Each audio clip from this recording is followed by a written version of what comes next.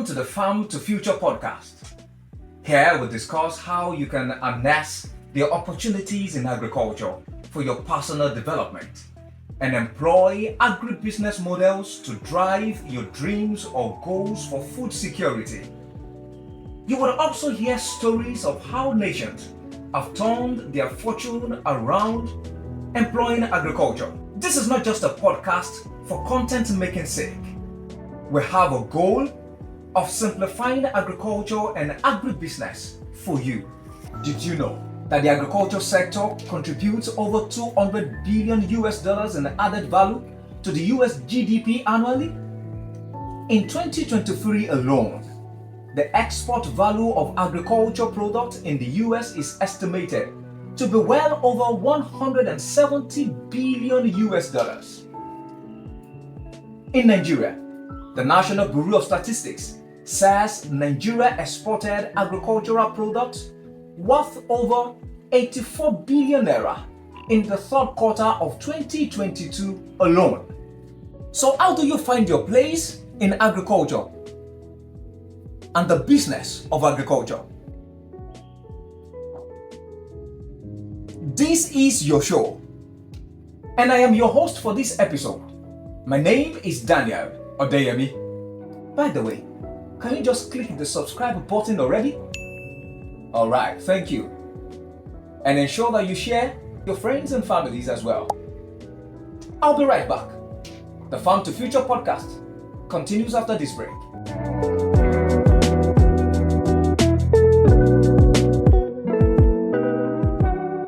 Welcome back to the Farm to Future podcast. On this episode, I have as my guest an Agropreneur of over 15 years experience. He's a businessman, an economist if I may add. Oludare Mudashiru is my guest. Good to have you on the show. Thank you very much, Daniel. It's good to be here. All right. Now let's get to talk. A number of my viewers are curious to know what they will gain from the Farm to Future podcast. As well as I've told them what the podcast is about. But then I should ask you, what exactly is farming? And how do you get into this agricultural sector? Well, thank you very much for that question. Farming, as far as I'm concerned, is not just an escape hatch or an option for you to make extra income. It's not also just supposed to be a means by which we diversify the economy. Farming is a way of life. Farming is part of the essence that defines Africa. So if you are fortunate enough to decide to come into that sector, it means you are truly trying to give out the essence of your life. I loved what you just said. It's almost as if you're reading my mind. And I say so because you look at a number of nations, the US for instance, the amount of Agric exports that goes out of the US year in, year out is amazing. And now in Nigeria, for instance, in the past 2 decades, oil revenue has been dwindling. So we now have noise about the agric sector, non-oil, sectors, coming on board and all of that. However, you look at history and you realize that Africa had always been known for dominance in their agricultural space. Date back to Egypt. Exactly. So what happened that as we speak in the 21st century, African nations, most especially West African nations, are not powerhouses of the world? Well, I think one of the things that happened was the fact that, the making of the empire, the making of the different empires during, different epochs. So you understand that at a time in the history of the world, Egypt was a powerhouse. Yeah.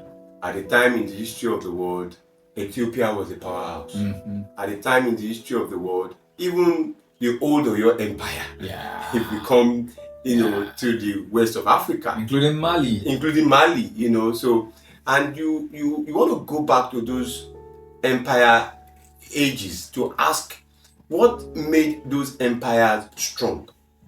And you realize that any empire that is able to have abundance of food to support its population, and any empire that, to a reasonable extent, in their own time, was able to do something that we would now currently call value chain.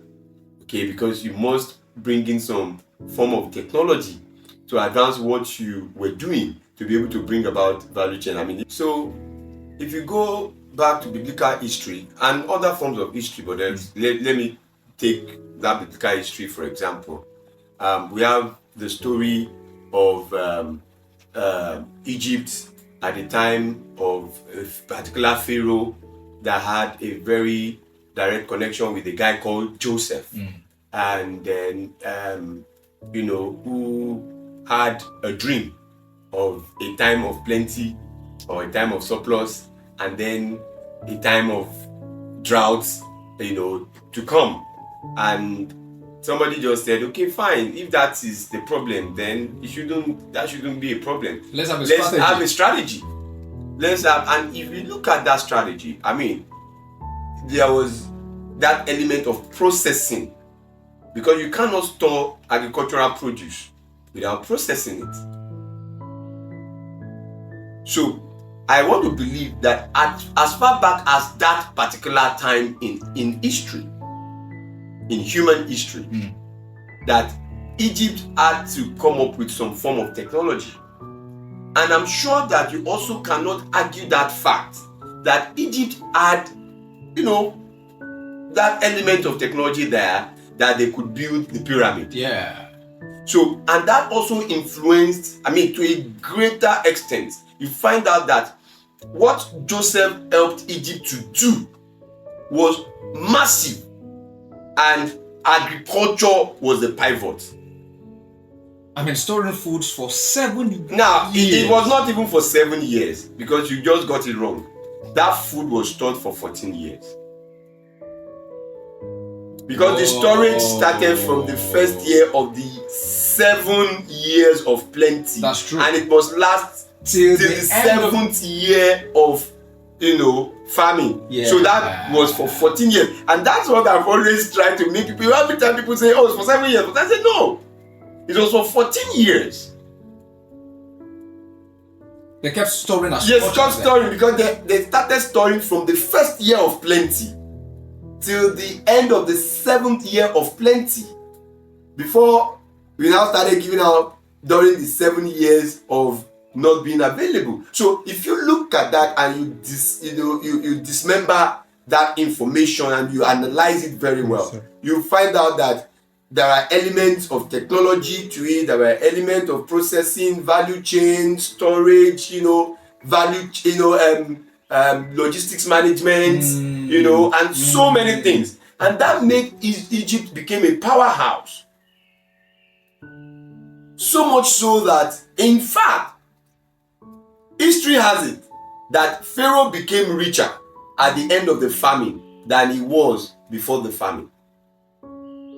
Would I be mistaken to even say that land banking probably must have started from that age? No. Yeah, because people were giving up their lands of course. Yes. And in fact, it was amazing. You just look, and you go on and on and on and on. You go to the Athenian period, you go to the Roman period. You go and you look at the different wars, because as of those times, it was considered that war was an instrument of statecraft, and countries or empires that were able to win war were empires that had a means of ensuring that their people were well fed, their soldiers were well fed, they could control.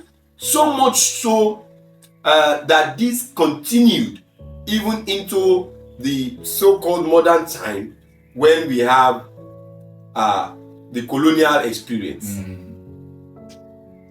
So much so that you have the current Britain, United Kingdom of Great Britain, increasing their own production capacity by ensuring that agricultural production was done in Africa, was done in Asia, was done in you understand? So in Latin America and in South America, and they take all of those to England.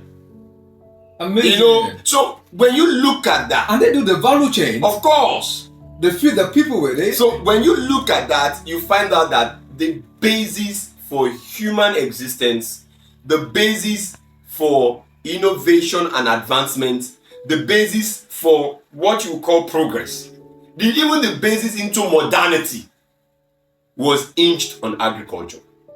Had been hinged on agriculture. Now you even come into the modern time. We come very close to the 1940s. Here in the Middle East, we had the emergence of the state of Israel. All right, and you find out that the state of Israel, the current state of Israel, as we speak right now, or as we know it, also thrived on the development of that modern state off the back of agriculture. So that's why I said, for me, farming is not just a career. Farming is not just a profession. Farming is not just an escape hatch for somebody who is just looking for something to do. Farming is a serious engagement that speaks to the true essence of humanity. Well, farming is a way of life. That's why I first, of course, in my own case, I was fortunate to have been a business person before becoming a farmer. But I think in retrospect, yes, both ways, it would have been better. But now I know better that it was good that I also became a farmer, having been an experienced business person before coming into farming. But what I did was I had to shut myself out completely from all that I knew.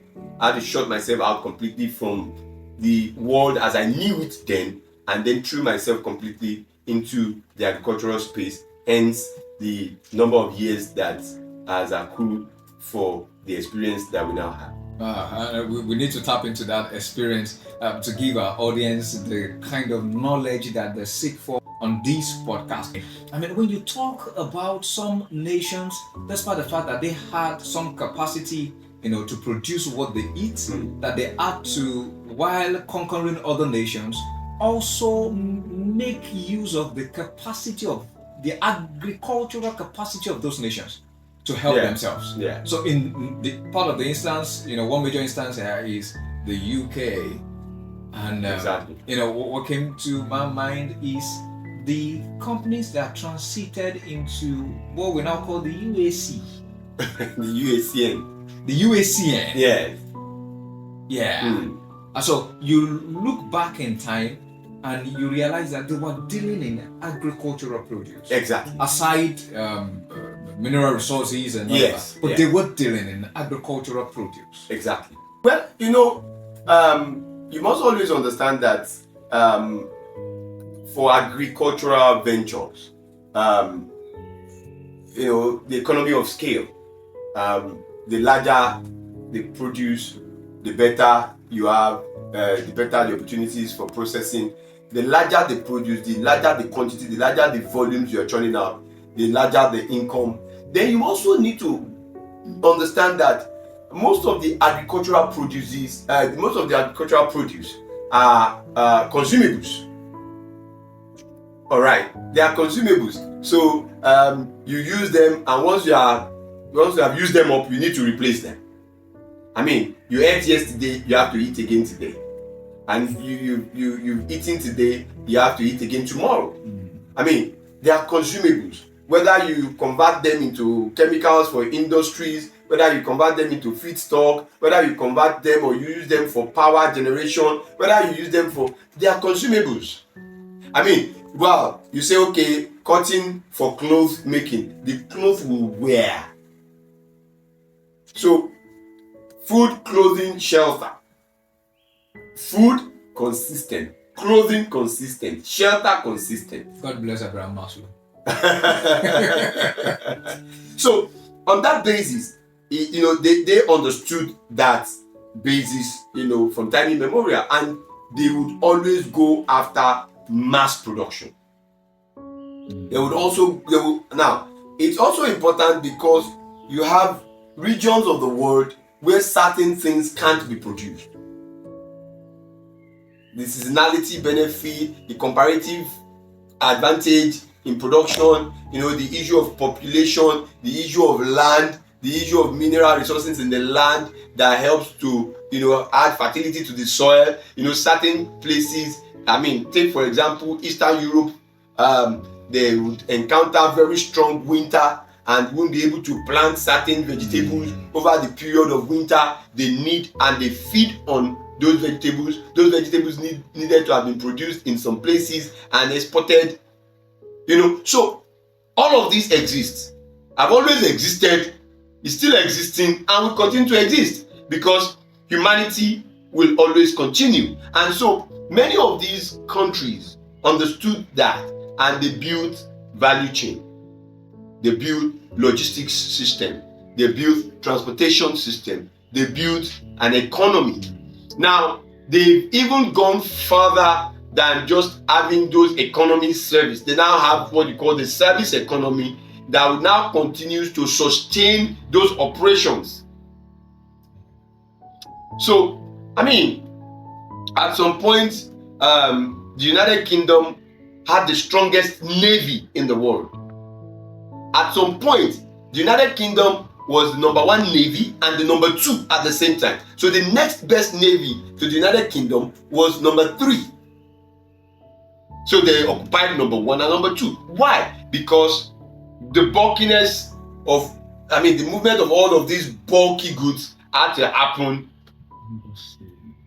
So, to travel from India and move stuff from India to the UK, all of the countries of the Commonwealth that we have today have at some point had to service the United Kingdom economy. Amazing. And you look at that, Grenada, Trinidad and Tobago, you go to all of those countries, and the sugarcane plantation, the granite pyramid, the chocolates from the cocoa bean, and cotton from India, and so many more. So, if only Africa had looked at all of those transition, all of those years of engagement, and had said, okay, fine, yes, it was true that these people saw our weaknesses, and so our empire broke down. We were colonized, and now we are out of the hands of the colonial masters. Can we reorganize ourselves and then use what used to be our strength to pivot? That's been a concern for me, Oludare Mudashiru. Have you ever wondered how nations of the world have turned their fortune around using agriculture? Oludare Mudashiru, a number of nations have done that. And sometimes I wonder why West African nations, Nigeria in particular, have not been able to do that. Maybe we should first talk about nations that have done that for themselves. Well, yes, we can talk about nations that have done that for themselves, and of course, because of the benefit of recorded history. All right, of course, there are nations. Today you talk about China, for example. How much exports of rice comes from China or Thailand, the Asian countries, the Far East Asian countries, Vietnam, and all of that. You look at those countries, even those countries, until recently, I doubt if you would ever call China a developed country in the 80s. So what did China do? How did China get to where it is? China used the strength of their population and agriculture. Aside, information technology. Yeah, information technology came later. China pivoted with agriculture. A number of political leaders in Nigeria. I know this podcast is beyond Nigeria, as it were. Exactly. But of course, it's good we also look at our immediate milieu. All right. So I see a number of our political leaders, governors, say, "Oh, we traveled to Israel with a team to see what they're doing with the agriculture and all of that." I mean, the October 7 attack last year was an attack on the kibbutz, which are the Agric hubs of Israel. Like I said earlier, that that's why I went as far as the primordial time or the pre-modern history. Of course, biblical history is easier to. Anybody can easily pick on that and build on it. And other forms of history, you go the Babylonian time. You go to the Great Babylon. You go to all of those time, and you see that the core essence, or the strength of the development of those people or those nations thrived on agriculture. You have blacksmiths. The blacksmiths of those days, before working on instruments and tools of warfare, will work on tools for the farm. So war as a result of necessity. All right, then they started converting. You find them, so now security matters and all of that and all of that. Now, if you go by, and of course, because for me, deciding to do this, I needed to look back and see which nations of the world, what record do we have in history that shows that this is sustainable enough for any nation. And when I talk of nation also, I look at individuals, because I as an individual also looked at myself and said, I want to go through a developmental trajectory that is naturally sustainable. I haven't tried other things. I haven't tried my hands on other things, on so many things. I said, well, sustainability is key.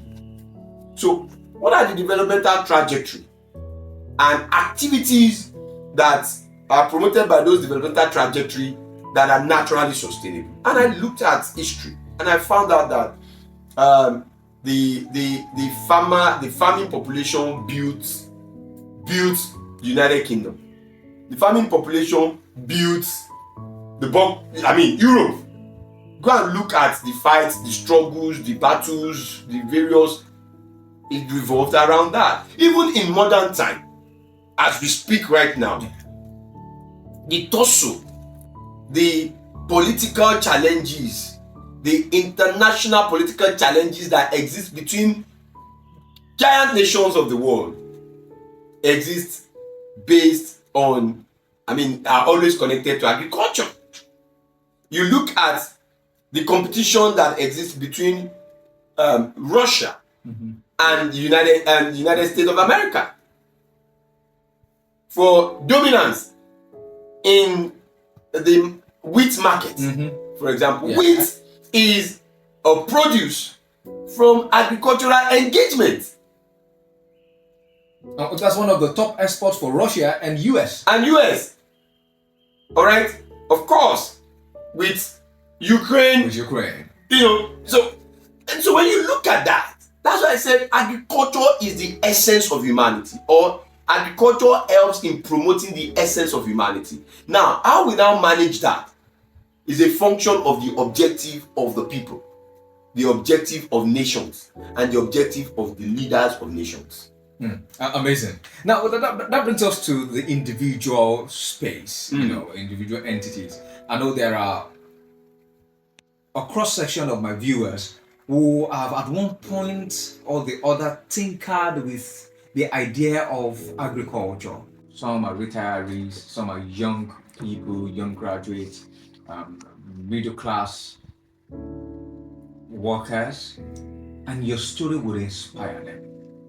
How did you get to transit from the sector you were in into agriculture, and what inspired that move? Well, I've always been a development enthusiast from a younger age, and much of what I saw as tools and vehicle in the hands of the development practitioners were issues that I felt were not so were not African oriented, were not naturally sustainable by Africa. Many of the development agencies and development consultants and development agents used things like health, and you have, in my early days, opportunity to work with the likes of the NFPA, opportunity to work with the likes of the National Federation of Red Cross and represent the ICRC, National, body of the Red Cross, got grants, to work, DFID grants, and things like that. But I sat back at some point to ask myself, why should it always be that Africa would always have to thrive on grants? Why? The communities, the societies that are grant givers, how did they get to that point? What were the tools in their hands? What were the economic engagements over time that helped them to create that much surplus value that then became the base for the grants that they are now sending to Africa? And I, went back and I did a lot of studies, and of course, thanks to the choice of academic engagement in my university, and so it exposed me to world development as a course. And coming from the development background, so having to study world development was interesting. And so when I delved into it, I saw that talk about development across the world, it often has to do with economic emancipation. It always has to do with the generation and the creation of surplus value. So I looked at it and said, okay, for most of these economies, or for most of this community, for most of this society, what were those activities? What was the core of those activities? And I found out that the core of the activities that sustained the development of those societies was agriculture. Was purely agriculture. So I took that and then tried to bring it into my own space, African space, the Nigerian space. Can I also have a trace of this in African history? So I looked back and I started seeing it, that at some point Africa had also had to contribute to the world, and majorly what Africa contributed was also from agriculture. And now you come into the very early days of Nigeria, coming to the end of colonization and the immediate end of colonization and the republics, and all of that. And I saw what agriculture also did for us. Yeah, especially the First Republic. The First Republic. So, and I was like, okay, come. If nations that have developed had used this and it was sustainable and they generated surplus value with which they can now help the so-called less developed countries. And also at some point in the history of the so-called quote and unquote now classified as less developed countries, they've also gone on with that development agenda on the back of agricultural engagement. So these things work. So if it worked at the national level, it can also work at the subnational level and can also work at the personal level. Because I, for one, also wanted financial, economic emancipation. I wanted that independence. Okay? In an interdependent world, I need to be independent enough to make certain decisions and be able to get certain things done. So I realized that the only way I can sustain that trajectory was for me to get engaged in that particular sector. And of course, I mean, born and brought up in the urban, in the metropolis, and that one of the best metropolis in Africa. I didn't have that, I didn't have that experience. I didn't have that background, except for the opportunity in my secondary school, which had formed the basis for the knowledge that I had. And it was only with that knowledge that I decided I was just going to dive into this thing and shut myself from the world and give myself all the time that I need to develop that capability. Maybe this is also an opportunity for me to say a big thank you to that very or those teachers that did so much for us in our early days, not knowing how much imprints they left, in our lives. I think you should say the secondary school. Say.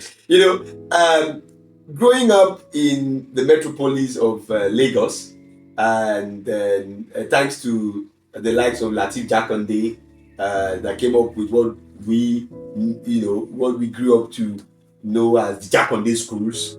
And I attended a school in the mainland area, a particular community called K2 in Lagos, where I attended Oludare Primary School, and then went on to attend Agric High School. That's it. Now, that's it. So Lagosians, you can relate to this. So, and while we were at Oludare, we were taught, at the primary school, sandy soil, loamy soil, clay soil, and our teachers would make us go to the dump site of the primary school and have us pack this soil, and we'll pack the soil, we'll make small little garden behind our classrooms, and then we'll be made to do the planting, and then we'll do the weeding. But at that level, it was almost like fun for us.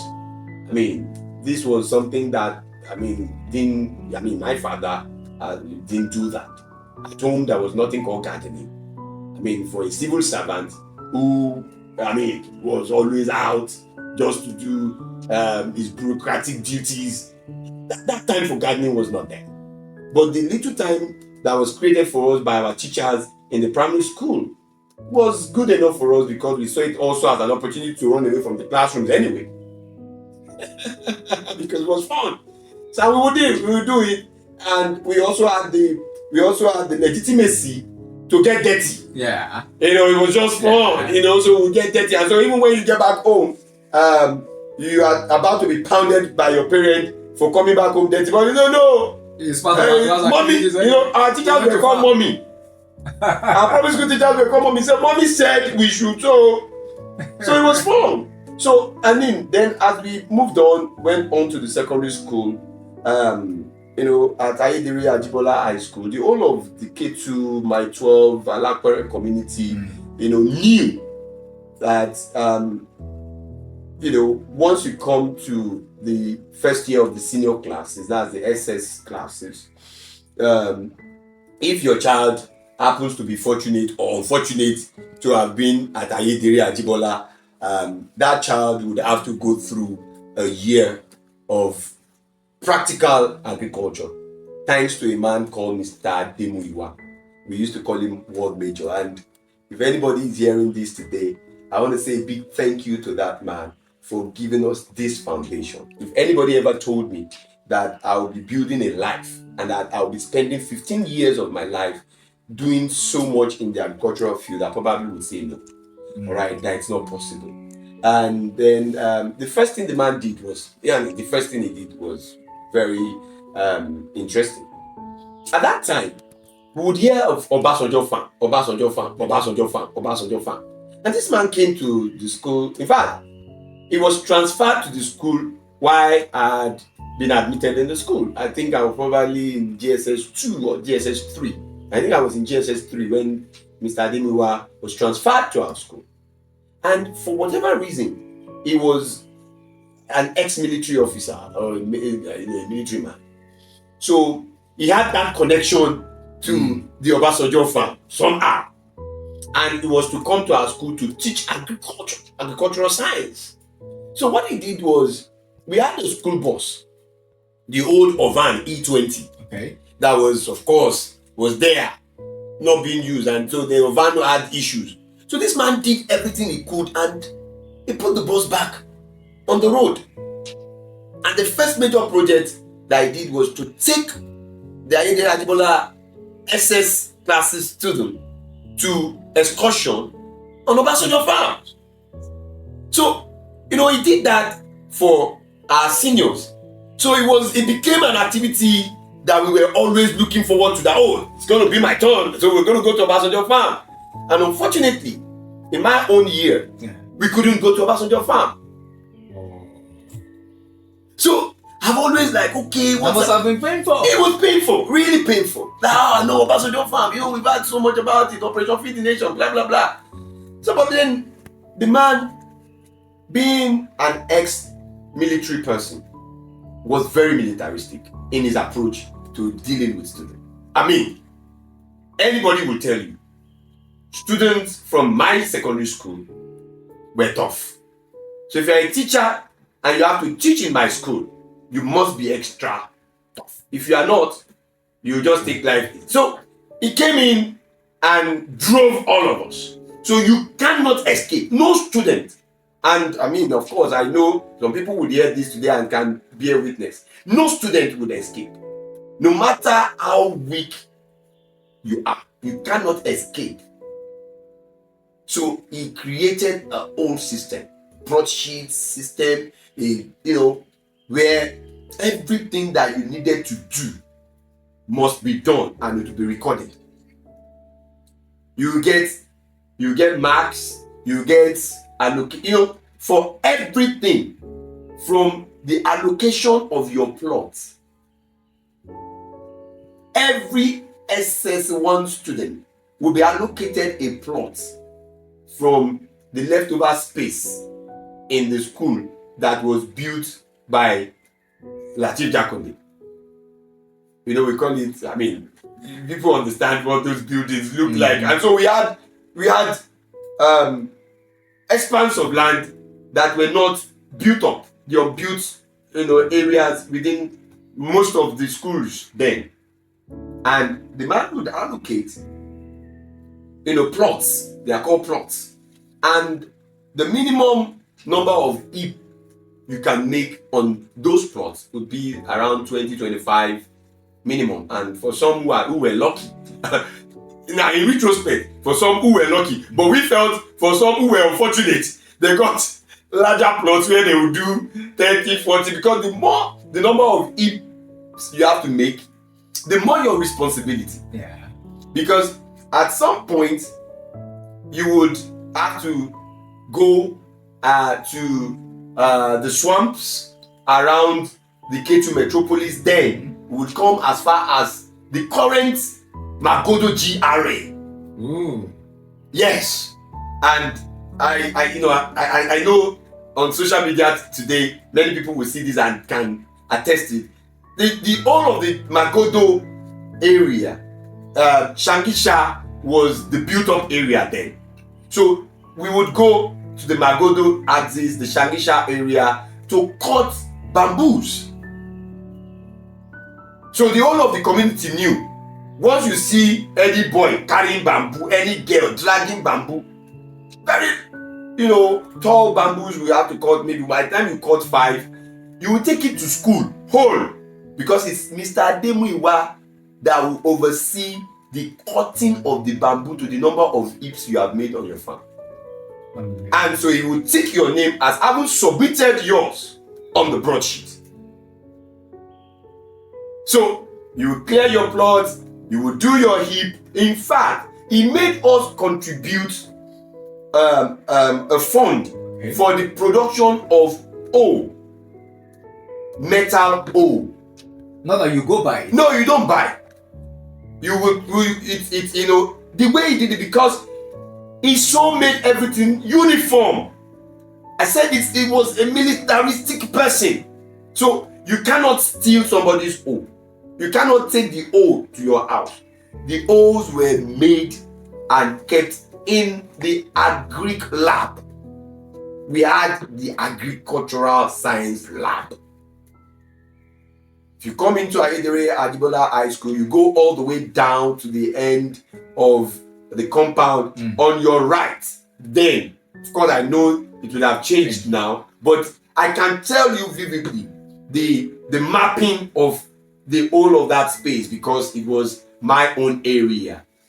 That was a whole lot of exposure. You know, and mind development. Mind development. And, you know, we so loved him somehow, because we all called him Ward Major. And you say Major happens to be a disciplinarian, a very hardworking person. And interestingly, he led by example, because Mr. Odeyemi also had his own farm. He had his own plot? He had his own farm. Oh. So while he was taking us on those drills, because I call those drills. I mean, myself, growing up in the Boy Scout, I started my life as a Cub Scout member. Advanced into being a Boy Scout. Went on to be a member of the, the Man O War. Went on to be a member of the Leadership and Marshal Corps of those days. And then moved on, became a member of the Red Cross. So I was also literally, in fact, my aspiration then was to go on and join the military. So when I had somebody who could, drill me into what it means to make something out of life, it was fun. And this was all of the things this man did that I didn't know. In fact, I didn't know them as well. If you do the project for the year, and at the end of the year, in fact, what he did that was also phenomenal was that for all of the allocated plots, all the students must plant yam. And everybody must plant yam. So we would go to the My 12 market, precisely the Koshofe market. That's where they sell the yam. All right, and we will try to pick the yam, the broken pieces of yam. Then it was easier it was fun. We didn't have to buy if you know the time to go. If you go to Koshofe market when they are offloading the trucks, or you now eventually you happen to be you put your native intelligence to use, you join them to offload the truck, you are guaranteed that you get enough yam set that you go and submit to Mr. Odeyemi to tick for your submission of yam. And it has a timeline, it has a deadline. If you come after, you would pay the fine, which is you either have to, if you have like 20 hips and you're supposed to bring 20 yam sets or yam seed, and you come after the date, you are likely going to bring 25. All right? He's not going to collect money. It's either you come with the yam sets, or you come with the yam seed, or you come with the tuber, and he will cut it to yam sets for you. And he will tick it on the register that you have submitted. That must have been very intentional. It was because yam is a major staple food for us. Yes, and for those of us who were born in Lagos, brought up in Lagos, everything in Lagos, we didn't have any interaction with the process by which yam is produced. If I didn't have that experience, I wouldn't be able to do most of the things I'm doing now. Timeline, discipline. You understand? And it will mark you, and then you have to submit, like I think it was always 2 cups of maize. You submit it. So when it is time for planting, all of the things that need to be planted is already available, and he will apportion it. So we weren't missing the time for planting. So any student that misses the time, there's always a punishment. Is that you have more? No, there's always a punishment, and I'll take you to that punishment that culminates that project year at the secondary school level. Amazing. And so these days, when I find graduates from university who have studied agriculture and don't even have a clue on what agricultural crop production processes is about, it just beats my imagination.